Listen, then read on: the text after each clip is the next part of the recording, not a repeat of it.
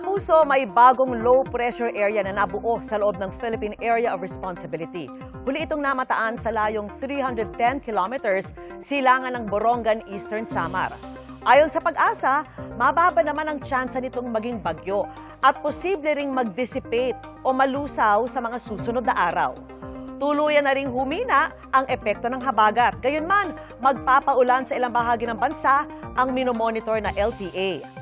Nagbabalik ding bilang dominant weather system ang easterlies o yung mainit na hangin galing sa karagatang Pasipiko.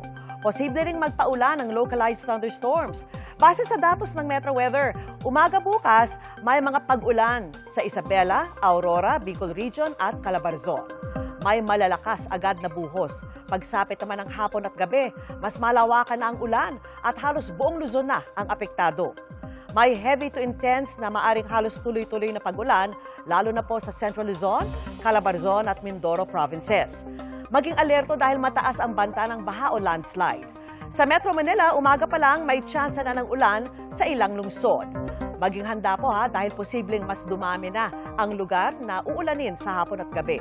May mga pag-ulan din sa Visayas at Mindanao, lalo na sa eastern sections sa umaga. At mas malaking bahagi na ang uulanin sa hapon at gabi, kabilang ang Samar at Leyte provinces, Caraga at Northern Mindanao.